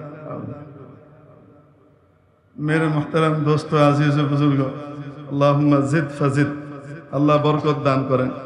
আহলে ইলম, আহলে হক, আহলে লিসান, আহলে জবান এবং আহলে জিনান, আহলে কলব, উলামা ইকরাম, এনাদের সকলের হায়াতের ভিতরে আল্লাহ তাবারাক ওয়া তাআলা বরকত দান করেন। মেরে মুহতারাম দোস্ত, তো বলছিলাম যে আল্লাহ তাবারাক ওয়া তাআলা কিভাবে হেফাজত করেন। ওই যুবক যখন নাকি রেল লাইনে কাটা পড়া থেকে বেঁচে গেল, সবাই তো চোখ বন্ধ করে ফেলেছিল, মরে গেছে বুঝে, কোনো চিৎকারও শোনা গেল না। তো জিজ্ঞেস করছে তুমি কিভাবে বাঁচলা? এত তীব্র গতির ট্রেন তোমার সাথে সংঘর্ষ হতে যাচ্ছে, এটা আমরা চোখের সামনে দেখলাম, তুমি বাঁচলা কিভাবে? সে বলে বলতে তো পারবো না, এতজন যে চিৎকার করছিলাম, আমরা ডাকছিলাম, হুইসেল দিচ্ছিল, তুমি শুনতে পাওনি? বলে না, কিছুই শুনতে পাইনি। তাহলে তুমি বাঁচলা কিভাবে? বলে তা তো আমি জানি না, আমি তো আনমনে হেঁটে বেড়াচ্ছিলাম, হঠাৎ মনে হলো কে যেন 2 হাত দিয়ে আমাকে সজোরে ধাক্কা মারলো, এই পাশ থেকে কে যেন ধাক্কা মারলো। আমি ছিটকে বাইরে পড়ার পরে দেখি আমার পাশ দিয়ে ঘড়ঘড় করে বিশাল ট্রেন চলে যাচ্ছে। কে ধাক্কা মেরেছে? কেউ ধাক্কা মারেননি, রব্বুল আলামিন এই ব্যক্তির মৃত্যু এইভাবে ট্রেনে কাটা পড়ে লেখেন নাই। এই মুহূর্তে তার কপালে আল্লাহ বিপদ রাখেন নাই। অতএব ওই যে 10 জন মালায়েকায়ে হাফাজা, সুরক্ষা দেবার জন্য যে 10 জন ফেরেশতাকে আল্লাহ নিয়োজিত করে রেখেছেন, তাদের কেউ ধাক্কা দিয়ে এই বিপদ থেকে সরিয়ে দিয়েছে। হেফাজত করেন কে? আসতে বলেন, বাঁচান কে? মারেন কে? হ্যাঁ, হযরত জুনায়েদ বাগদাদী রহমতুল্লাহ আলাইহি বিখ্যাত বুজুর্গ ছিলেন। হযরত আল্লামা মুফতি তাকি ওসমানী সাহেব দামাত বারাকাতুহুমের এক কিতাব আছে তারাশি, এটা শুরু জামানার কিতাব, যখন ওনার অল্প স্বল্প কিছু রিসালা বের হচ্ছে, ওই তারাশের ভিতরে এক ঘটনা হযরত লিখছেন, মানে নির্বাচিত ঘটনা বলি। ওনার দীর্ঘ তাহাজ্জুদের সময়, ওইটা মসজিদে জামাতে যায় না, মর্নিং ওয়াকে বাইরে। আরে আছে না নাই? আরে ভাই, কত মানুষ ফজরের নামাজে জামাতে অংশগ্রহণ করার জন্য পাগল হয়ে থাকে, চোখ খুলে না, উঠতে পারে না অনেক সময়, ঠিক কিনা? অনেকে আছে অ্যালার্ম দেওয়ার পরে উঠতে পারে না। এই আপনার এখানে আসার ঠিক আগ মুহূর্তে এক ইঞ্জিনিয়ার সাহেব ফোন করছেন, উনি এই সমস্যাই বলতেছেন, হুজুর অ্যালার্ম দিয়ে রাখি, ঘুম ভাঙে না, ঘুমের ভিতরে আমি অ্যালার্ম অফ করি, টের পাই না, মোবাইলটাকে দূরে নিয়ে রাখি যেন টপ করে বন্ধ করতে না পারি, উঠা লাগে, ওই অবস্থাতেও ঘুমের মধ্যে উঠে গিয়ে বন্ধ করে এসে আবার শুয়ে থাকি, আমি টের পাই না, কি করতে পারি? এনে মুহতারাম দোস্ত, কত মানুষ ঘুম থেকে উঠতে পারে না। রব্বুল আলামিন তোমাকে আমাকে যে তাহাজ্জুদের সময় ফজরের ওয়াক্তে উঠবার তৌফিক দান করেছেন, এটা কত বড় নেয়ামত। উঠবার পরে আমি নামাজের দিকে গেলাম না, আমি নামাজের দিকে না গিয়ে মর্নিং ওয়াকে গেলাম, কত বড় নাফরমানি, কত বড় নাশকরি। হিন্দুস্তানে টাঙ্গা চালক ছিল, ঘোড়ার গাড়ি ছিল, টমটম, এক লোকের। তো সেই লোক, তার 3 ছেলে ছিল। প্রত্যেক দিন তাহাজ্জুদের সময় সে উঠত, উঠে মানুষজনকে স্টেশনে নিয়ে যেত ট্রেন ধরাবার জন্য। কি ধরাবার জন্য? ট্রেন ধরাবার জন্য স্টেশনে নিয়ে যেত প্রত্যেক দিন। উঠতো তাহাজ্জুদের সময়, ট্রেন ধরায় ফেলছে, ফজরের ওয়াক্ত হয়েছে, সে ফজর পড়তো না, তাহাজ্জুদ তো পড়তোই না, ফজরও পড়তো না। তো ছেলেরা বলতো, আব্বা আমরা উঠতে পারি না, অনেকে উঠতে পারে না, তুমি তাহাজ্জুদের সময় উঠে যাও, তাহাজ্জুদ না পড়তে পারো, তুমি তোমার দুনিয়ার কামটাও তো করছো, কামাই তো তুমি করছো, স্টেশনে মানুষ দিয়ে আসছো, তো তাহলে তুমি ফজরের ওয়াক্তটা হইলো, নামাজটা পড়তে, কারে রাখ, এগুলি লাগবো না, নামাজ পড়তো না। কিন্তু সে ওই যে মানুষ কালেক্ট করতো, যে লোকজনকে নিয়ে যেত তাহাজ্জুদের সময়, কি বলে নিয়ে যেত জানেন? একটা সে মানে গানের মতো বানাইছিল, সুর দিয়ে বলতো, আর মানুষকে ডেকে ডেকে নিয়ে যেত। এক সওয়ারি, দো সওয়ারি, 4 চারানা স্টেশন। সে সুন্দর করে গানের মতো গাইতে, এরকম শেরের মিসরা বানাইছে, আদা শের। এক সওয়ারি, দো সওয়ারি, 4 চারানা স্টেশন। সওয়ারি একজন হোক, চাই 2 জন হোক, 4 আনা দিলেই হবে। আমি 4 আনা দিয়ে কি করব? স্টেশনে নিয়ে যাবো। আমার স্টেশন পর্যন্ত যাওয়ার ভাড়া 4 জন, 1 জন বসো আর 2 জন বসো, কোনো অসুবিধা নেই, এই কথা বলতো। কিন্তু ফজরের নামাজ পড়তো না। মৃত্যুর সময়, যখন এই ব্যক্তির মৃত্যুর সময় ঘনিয়ে আসলো, মুমূর্ষু অবস্থা, ছেলেরা চারিদিকে বসে বুঝতে পারতেছে যে বাবা মনে হয় আর ঠিকবে না, যে অবস্থা, শ্বাস ফুলে গেছে, ডাক্তারের কাছে নেওয়ার মতো অবস্থা নাই।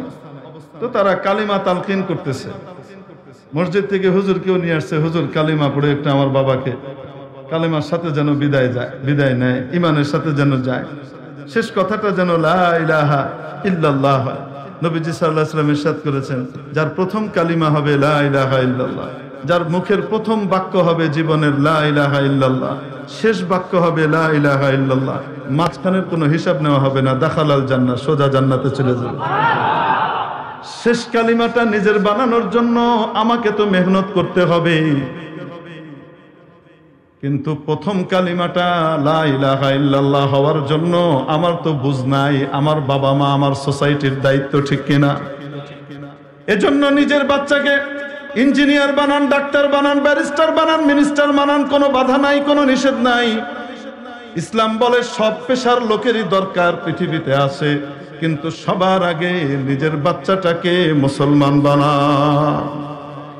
মুসলমান বানানোর জন্য মাদ্রাসায় 3টা বছরের জন্য দিয়ে দেন। 3 বছরে এই বাচ্চা আলিফ বা তাসা থেকে শুরু করে কোরআনে কারীম আগাগোড়া সহি শুদ্ধভাবে পড়তে শিখবে।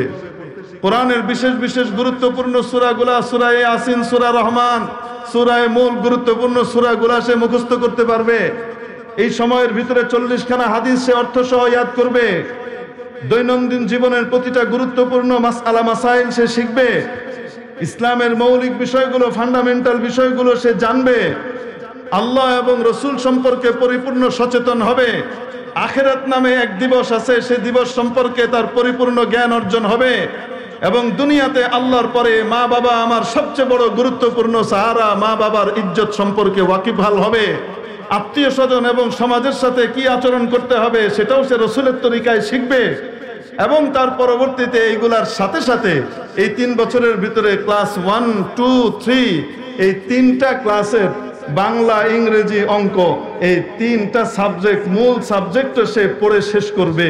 3 বছর পরে আপনার বাচ্চা একজন খাঁটি মুসলমান হয়েছে।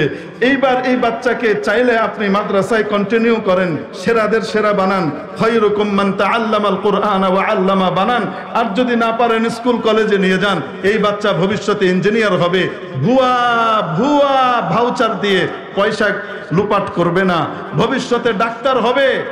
রোগীর একটা টেস্ট হইলেই চলে, সেখানে 15টা টেস্ট দিয়ে উপরে আর তলা 2 দিক থেকেই তলে তলে সে কোড়ানোর দুর্নীতি করবে না। এই বাচ্চা ভবিষ্যতে রাজনীতিবিদ হবে। এই বাচ্চা রাজনীতিবিদ হয়ে মন্ত্রী হবে। মানুষের টাকা লোপাট করে বিদেশে পাচার করবে না, বরং রাষ্ট্রের টাকা, সম্পদকে হেফাজত করে জনগণের খেদমতে সে পেশ করবে। এরকম সোনার মানুষ তৈরি হবে যদি তাকে আপনি মুসলমান বানান, যদি তাকে ঈমানওয়ালা বানান। প্রথম কালিমা যেন তার হয় লা ইলাহা ইল্লাল্লাহ। বাড়িতে টেলিভিশন আর ভিসিআর রেখে, বাড়িতে নাটক আর সিনেমার চল চালু করে বাচ্চার মুখ থেকে প্রথম বাক্য লা ইলাহা ইল্লাল্লাহ বের হবে, এটা আশা করা বোকামি। মেরে মুহতারাম দোস্ত, এজন্য নিজের বাড়িকে পবিত্র করতে হবে। নিজের বাচ্চার চিরস্থায়ী জিন্দেগি যেন সুন্দর হয়, সোজা যেন সে জান্নাতে যায়, কিয়ামতের দিন যেন সে না আটকায়। এটার জন্য তার প্রথম বাণীটা যেন বের হয় লা ইলাহা। এই পরিবেশ বাড়িতে বাবা মাকে তৈরি করতে হবে। আল্লাহ কবুল করেন, বলি আমিন। আর শেষ কালিমা কি? লা ইলাহা। এজন্য এখন তালকিন করতেছে ছেলেরা। ওই 3 ছেলে বসেছে আর হুজুরকেও নিয়ে আসছে। সবাই কি পড়ে? লা ইলাহা ইল্লাল্লাহু মুহাম্মাদুর রাসূলুল্লাহ। মৃত্যু পথযাত্রী ব্যক্তির পাশে বসে কালিমা পড়তে থাকতে হয়, তাকে আদেশ করতে নাই, বলতে নাই কালিমা পড়ো, কালিমা পড়ো, বলতে নাই। কারণ ওই সময় প্রচন্ড কষ্ট হয়, তীব্র যাতনা হয়। ওই যাতনার কারণে বিরক্ত হয়ে অস্বীকার করেও দিতে পারে পড়বো না, তাহলে বড় ভয়ঙ্কর অবস্থা হবে। এই জন্য কিছুর আদেশ না করা, তার পাশে কোরআনে কারীমের সূরা ইয়াসিন তেলাওয়াত করতে থাকা এবং লা ইলাহা ইল্লাল্লাহ তালকিন করতে থাকা। এখন তার ছেলেরা তালকিন করে লা ইলাহা ইল্লাল্লাহ, আর ওই ব্যক্তির মুখ দিয়ে বের হয় 1 সওয়ারি 2 সওয়ারি 4 চারানা স্টেশন। তাকে যত লা ইলাহা ইল্লাল্লাহ তার পাশে পড়া হয়, তালকিন করা হয়, মুখ দিয়ে লা ইলাহা ইল্লাল্লাহ বের হয় না, কি বের হয়? 1 সওয়ারি 2 সওয়ারি 4 চারানা স্টেশন। মানুষ যেটা বেশি বেশি জপবে, বিশেষ করে ফজরের ওয়াক্তে, ফজরের আগে যে সমস্ত কথাবার্তা মানুষ বেশি বলে, এই সমস্ত কথাবার্তা মৃত্যুর সময় তার কাছে আবার ফিরে আসে। এজন্য আল্লাহওয়ালারা যারা জিকির শগল করেন, সালেকিনকে তালকিন করেন, তাহাজ্জুদের সময় 12 তসবির জিকির দিয়ে রাখেন। কারণ ওই সময় 12 তসবির জিকিরের যখন নাকি অভ্যাস হয়ে যায়, মৃত্যুর সময় অটোমেটিক ইউসাব্বিতুল্লাহুল্লাযীনা আমানু বিল কওলি সাবিতি ফিল হায়াতিদ দুনিয়া ওয়া ফিল আখিরাহ হয়ে যায়, অটোমেটিক কালিমা চলে আসে। তো বলতেছিলাম ফজরের নামাজ পড়তে পারা এটা কি সাধারণ নেয়ামত না অনেক বড় নেয়ামত? ওই সময় উঠতে পারা এটা সাধারণ নেয়ামত না বড় নেয়ামত? কিন্তু মেরে মোহতারাম দোস্ত দেখেন, এই লোক নেয়ামত পাওয়ার পরে নাশুকরি করেছে, বেঈমান হয়ে দুনিয়া থেকে যাইতে হইতেছে। এই জন্য আমাদের চিন্তা করা দরকার, ফজরের সময় যদি আল্লাহ ঘুম ভাঙিয়ে দেয়, আগে মসজিদে হাজিরে দিয়ে কপালটা ঠেকায় আসি, তারপরে স্বাস্থ্য ঠিক করা যাবে, মর্নিং ওয়াক করা যাবে। মর্নিং ওয়াক পরে আগে আমার রবের নামাজ, ঠিক কিনা? হযরত জুনায়েদ বাগদাদী রহমতুল্লাহ আলাইহি তো পালোয়ান হইলে কি নামাজ রোজার খবর থাকে না? তো ফজরের নামাজের আগে কোথায় কি করতেছে? ওই যে সাঁতার কাটে, স্রোতের বিপরীতে সাঁতার কাটে। একদিন সাঁতার কাটতে কাটতে দেখেন তখন আলো আধারি গালাস মানে ইসফার হই হই করছে। এরকম সময়ে উনি দেখেন একটা কাঁকড়া বিছে, মরুভূমির কাঁকড়া বিছে ওই নদীর পাড় বেয়ে পানির নদীর তীরের দিকে আসতেছে। উনি খুব বিস্মিত হলেন, আশ্চর্য কারবার। কাঁকড়া বিছের তো স্বভাব আর নেচার হলো সে পানি থেকে দূরে থাকে। যেমন বাংলাদেশের ভিতরে ছাগল আছে, ছাগলকে আল্লাহ একটা স্বভাব দিয়েছেন, নেচার দিয়েছেন, সে পুকুরে যাবে না, নদীতে যাবে না। আপনি যত জোরেই ঠেলেন না কেন সে বিদ্রোহ করবে, আন্দোলন করবে। যদি আপনি গলায় রশি ধরে টানতে থাকেন তাহলে টানের চোটে সে যে প্রতিবাদ জানাবে, তার সামনের 2 পা দিয়ে তার কোটর ছেড়ে চোখ বেরোয় আসতে চাইবে নিঃশ্বাস আটকে যাওয়ার কারণে, তারপরেও সে যাবে না। ঠ্যাং দুটাকে এমন ভাবে দিবে এরশাদ সাহেবের লাঙ্গল বানাই দিবে, তারপরেও সে কি করবে না, পানিতে যাবে না। আছে না নাই? তো এরকম নেচার আল্লাহ তাআলা দান করছেন ওই কাঁকড়া বিছেকে। সে তো পানিতে যাওয়ার কথা না, এখন পানিতে যাওয়ার কথা না, ইটা পানিতে আসতেছে একা একা। ছাগল তো নদীতে নামার কথা না, ছাগল যদি নদীতে নামে তো বিশেষজ্ঞ মানুষ চিন্তা করবে ঝামেলা আছে মনে হয়, ব্যাপারটা কি? তো এখন তাকিয়ে উনি কৌতূহলী হয়ে তাকিয়ে আছেন, কাঁকড়া বিছে কোথায় যায়। এই বিছে আস্তে আস্তে আস্তে আস্তে একেবারে যখন নদীর তীরে চলে আসলো, কোত্থেকে একটা কচ্ছপ এসে পিঠ ভাসিয়ে দিল নদীর তীরে। এই বিচ্ছু ওই কচ্ছপের পিঠে চড়ল। কচ্ছপ এবার বিচ্ছুকে নিয়ে এই পার থেকে ওই পারে রওনা দিয়েছে। সুবহানাল্লাহ বলেন। এই পার থেকে কোথায় রওনা দিয়েছে? ওই পারে রওনা দিয়েছে। রওনা দিয়ে ওই পারে যাওয়ার পরে বিচ্ছু লাফ দিয়ে নেমে চলে গেল, আর কচ্ছপ ডুব দিল। উনি খুব বিস্মিত হলেন, উনি বুঝলেন কারবার কচ্ছপে না, মূল বিষয় কিসে? বিচ্ছুতে। আল্লাহ আমাকে হয়তো অলিক কিছু দেখাবে। উনি এবার নদী ছেড়ে উঠে বিচ্ছুর পিছু পিছু রওনা করলেন। কোথায় যায়? যেতে যেতে যেতে যেতে দেখে বিচ্ছু এক জঙ্গলে ঢুকলো, উনিও ঢুকলেন। জঙ্গলের ভিতরে মাঝখানে গিয়ে দেখেন বিরাট এক খালি জায়গা, এবং সেখানে সবুজ ঘাসের চাদর বিছানো, এত সুন্দর। এখন সূর্য উঠে গেছে এতক্ষণে। আর সেই মাঠের মধ্যে এক সুন্দর যুবক, তাগড়া টকবগে তরুণ ঘুমিয়ে আছে। আর এই বিচ্ছু ওই যুবকের মাথা লক্ষ্য করে এগিয়ে যাচ্ছে দ্রুত গতিতে। উনি বুঝলেন বিচ্ছু গিয়ে এই যুবককে কামড় দিবে। অতএব আল্লাহ আমাকে দেখিয়েছেন, তার মানে হলো এই বিচ্ছুকে যেন আমি হত্যা করে যুবককে বাঁচাই। আল্লাহ এরকম কিছু চাচ্ছেন। তো এই জন্য হযরত জুনায়েদ দৌড় দেওয়া শুরু করলেন। উনি যত জোরেই দৌড় দেন দেখেন যে বিচ্ছু তত গতিতেই দৌড়াচ্ছে। বিচ্ছুর দূরত্ব ওনার থেকে আর বিচ্ছুর থেকে ওই যুবকের দূরত্ব আর গতি সবকিছু মিলিয়ে উনি হিসাব করলেন পৌঁছানো যাবে না, মানে এই যুবকের মৃত্যু আমার চোখের সামনেই ঘটবে এই বিচ্ছুর কামড়ে। উনি যখন হতাশ হয়ে হাত ছেড়ে দিলেন, হাল ছেড়ে দিলেন, তখন ততক্ষণে এই বিচ্ছু পৌঁছে গেছে যুবকের মাথা থেকে প্রায় 2-3 হাত দূরে। এই সময় উনি দেখেন কোত্থেকে এক বিষধর সাপ, মনে করেন এক কেউটে সাপ, এইভাবে ফনা তুলে যুবকের মাথার উপরে দাঁড়িয়েছে। ফনা তুলেছে, এখনই ছোবল মারবে। উনি মনে মনে চিন্তা করেন, বলেন ইয়া আল্লাহ, এই যুবককে হত্যা করার জন্য এই সাপই তো যথেষ্ট ছিল। ওই পার থেকে কচ্ছপের মাধ্যমে এই বিচ্ছুকে আনানোর তো কোনো দরকার ছিল না। মশা মারতে কামান দাগার দরকার ছিল আল্লাহ। কিন্তু হযরত জুনায়েদের এখনো বুঝার বাকি আছে, দেখা শেষ হয় নাই। হঠাৎ উনি দেখেন ওই বিচ্ছুটা লাফ দিয়ে সাপের ফনার মধ্যে গিয়ে কামড় দিয়ে ধরলো, মাথাতে এমন জোরে কামড়ে ধরলো, সাপটা এক পর্যায়ে পাশে পড়ে এইভাবে কাতরাতে লাগলো, আছড়াতে আছড়াতে বিচ্ছুর বিষে এক সময় সাপটা মারা গেল। সাপটা মরে ওখানে যুবকের মাথার পাশে পড়ে থাকলো। আর এই বিচ্ছু তার নিজের বাড়ির দিকে রওনা করলো। যখন নদীর তীরে গিয়ে পৌঁছলো, কোত্থেকে যেন ওই কচ্ছপটা আবার এসে হাজির। কচ্ছপের পিঠে বিচ্ছু উঠলো, এপার থেকে ওই পারে তাকে আবার পৌঁছিয়ে দিল। হযরত জুনায়েদ বাগদাদী রাহমাতুল্লাহ আলাইহি এসে যুবকের দিকে তাকান আর অঝর ধারায় চোখের পানি ফেলেন আর বলেন, ও যুবক, তোমার মাধ্যমে রব্বুল আলামিন আমার চোখকেও খুলে দিলেন। ও যুবক, তুমি জানো না এই পারে তোমাকে একটা সাপ দংশন করবে, কপালে লেখা ছিল, কিন্তু মাওলা পাক তোমাকে এখান থেকে বাঁচাবেন, এই বিপদে তোমাকে ফেলবেন না, এটাও লেখা ছিল। এজন্য এই পারে যেহেতু সাপকে ঠেকানোর কেউ ছিল না, ওই পার থেকে বিচ্ছুকে এখানে আনবার ব্যবস্থা করার সবকিছু করে টোরে রব্বুল আলামিন তোমাকে বাঁচিয়েছেন। তুমি তো জানবাও না, ঘুম থেকে উঠে দেখবা সাপটা মরে পড়ে আছে। তোমার মাবুদ তোমাকে কিভাবে বাঁচালেন, তোমাকে বাঁচাবার জন্য কি কি ব্যবস্থা নিয়েছেন, তুমি কল্পনাও করতে পারো নাই। মেরে মুহতারাম দোস্ত বুজুর্গ, এই ঘটনার পর থেকে হযরত জুনায়েদ বাগদাদীর জীবনের ভিতরে পরিবর্তন আসে এবং পরিবর্তন সাধন করে নিজেকে এত বড় আল্লাহওয়ালা বানিয়েছিলেন, যুগ শ্রেষ্ঠ বলি হিসেবে উনি স্বীকৃতি লাভ করেছিলেন। মেরে মুহতারাম দোস্ত, বলছিলাম এই জন্য যে আল্লাহ রব্বুল আলামিন আমাকে আপনাকে হেফাজত করেন, বাঁচান কে? আরো আস্তে, কে বাঁচান?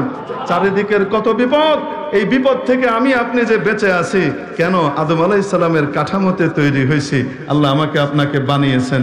এই জন্য আল্লাহ তাআলা ফ্যাসিলিটি দিয়েছেন, 10 জন ফেরেশতা আমার আপনার হেফাজত সর্বক্ষণ করে যাচ্ছে। তো এই মানুষটা হওয়ার জন্য, আদম আলাইহিস সালামের আকৃতিতে আসার জন্য দরখাস্ত করছিলাম, এটা এক নিয়ামত। এই নিয়ামতের দৌড় শুধুমাত্র মৃত্যু পর্যন্ত। সামনের জগতে ফ্যাসিলিটি পাইতে গেলে ঈমান লাগবে। কি লাগবে? ঈমান যদি না থাকে, নেক আমল যদি না থাকে, আল্লাহ তাআলা বলেন সুম্মা রাদাদনাহু আসফালা সাফিলিন, তাকে একবারে নিকৃষ্ট স্তরে নামিয়ে দিলাম। আবু লাহাব, আবু জাহেল, উতবা, সাইবা, ফেরাউন, সাদ্দাদ, নমরুদ, হামান, এরাও তো মানুষ ছিল, কিন্তু এরা জাহান্নামের কীট পতঙ্গ হয়েছে, ঠিক কিনা? মেরে মুহতারাম দোস্ত, ঈমান দান করেছেন কে? এই জন্য নিয়ামত কার? এই নিয়ামতের শুকর আদায় করতে হবে কি হবে না? এজন্য ঈমানের শুকর আদায় করব, নিজেদের বাচ্চাগুলাকে বেঈমানের পরিবেশের বিভিন্ন প্রতিষ্ঠানের ভেতরে ভর্তি করিয়ে দিব, তাহলে ঈমানের নিয়ামতের শুকরিয়া আদায় হবে। কি বলেন আপনারা? নিজের বাচ্চাদেরকে আল্লাহ আমাকে ঈমানদার বানাইলেন, এটার শুকরিয়া হিসেবে নিজের সবচেয়ে বড় নিয়ামত আমার সন্তান, এটাকে বেঈমানের পরিবেশের ভিতরে দিয়ে আসবো। কেন? তাকে ইউরোপ আমেরিকার বড় নামজাদা কিছু একটা হইতে হবে। কি বলেন? এভাবে শুকর আদায় করব তো? এভাবেই শুকর আদায় করেন ইনশাআল্লাহ তাআলা। ওল্ড হোম, বৃদ্ধ নিবাস বরাদ্দ আছে কপালে। বৃদ্ধ নিবাসগুলাতে যান, ইঞ্জিনিয়ারের বাবা মা পাবেন, ডাক্তারের বাবা মা পাবেন, প্রফেসর সাহেবের বাবা মা পাবেন, বড় সায়েন্টিস্টের বাবা মা পাবেন, রাজনীতিবিদের বাবা মা পাবেন। পাবেন না শুধু কোনো হাফেজ আলেমের, কোনো ইমাম মুয়াজ্জিনের বাবা মা। খুঁজে দেখেন গিয়ে। মেরে মুহতারাম দোস্ত, নিয়ামতের শুকর আদায় না করলে কিন্তু বিপদ আছে। এই জন্য নিজেদের বাচ্চাদেরকে খাঁটি মুসলমান বানাবার জন্য, খাঁটি ইমানদার বানাবার জন্য প্রাথমিকভাবে 3টা বছরের জন্য মাদ্রাসায় দিতে কে কে রাজি আছে? হাত উঠাইয়া দেখায়। আল্লাহ কবুল করেন, হাত নামাই।